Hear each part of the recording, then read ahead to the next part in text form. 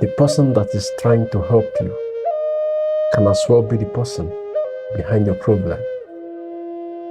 Watch this story, like and share. So this is September 2025, and a particular lady called me on the phone. I'll call her A, and said, I want to refer you to my friend in Australia. I said, okay. So she connected me to the friend in Australia. Then I got talking with the guy. Let's call him Mr. B. So now, Lady A told me later on that Mr. B is her fiance, and that the reason why she's referring the guy to me is because she trusts me a lot, and because she has worked with me and she knows that my things always go well without any repercussions. I said, no wahala.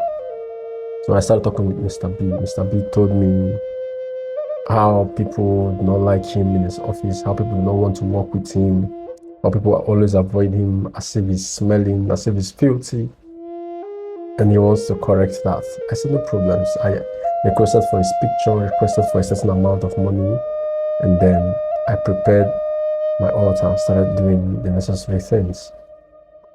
A few days later, he called me. They've increased his shifts. They've given him more work. Before he wasn't getting enough work. Some days he'll get just one shift in a week, and he was complaining that it's not enough for him to even pay for his studies and also his rent and so on. So now things have started becoming normal, and then he was happy. He called his girlfriend, which is Lady A. Lady A is in Nigeria, mind you. And he was talking to the girlfriend. And then he called me another day and said, see, I have this girl here that I want to be going out with. I said, that's fine. You don't need to tell me about those kind of things.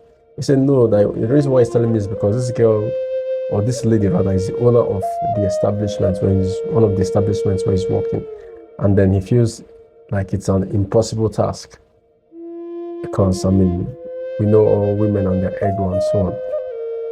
And I said, okay, we can do something about it.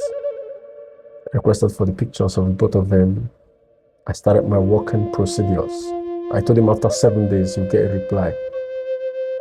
So later, while on the job, I found out that this other lady was seeing someone else. So we had to do what we had to do. And then the lady was single. Now, I told him 21 days time, the lady would talk to him that he should not, under any circumstance, try to approach the lady for such reasons, for relationships. But he hastily messaged the lady, and so that got me furious. I told him that you should listen to simple instructions. There's a reason why I gave you that instruction. So subsequently, he also told me there is one other lady he saw he wants to go out with and so on. I said, okay, since you're going out with these ladies for a particular purpose to secure the bag, I said, no, I'll work with you. Then he told me again that, okay, I asked him, have you told your girlfriend in Nigeria? He said, yes. I said, why did you tell her? He said, nothing, it's not that serious. I said, it is serious, so. Because you cannot tell a girl that it's a fiance that you want to be going out with another girl, even if she knows you don't marry that person. She cannot be comfortable with it. I told her, see, I won't be surprised if that date doesn't happen. He said, no. He said that, don't worry, she no mind to work. I said, okay. He called me the next day that the lady he was supposed to go out with, let's say Lady C, reported him at his workplace, and he was queried. I said, okay. Now that is where his life began to fall apart. The next thing he told me, he has been having nightmares. He sleeps at night. He feels like something crawls on his body, and so I laughed. I already knew what was playing out. I knew the girl in Nigeria was now playing things on him, witchcraft. So he was asking me, what can I do? I said, you have to pay another money. You've spoiled the work I've done for you. Because I gave you all the instructions and you failed to obey. So he paid. I told him what to do. I told him to get salt, get some things, put in his room, burn sage. I told him to cut off from his girl in Nigeria.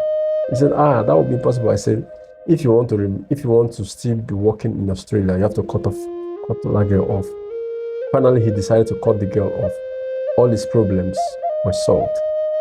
And then one day, he reached out to the girl again. Everything started again. Now he called me. I laughed.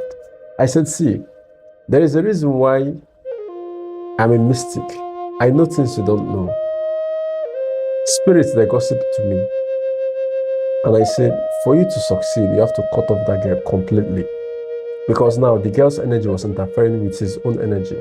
The girl was deliberately manipulating him so that he can come home and marry her, so they can go back together.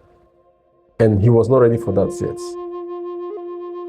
So what am I saying?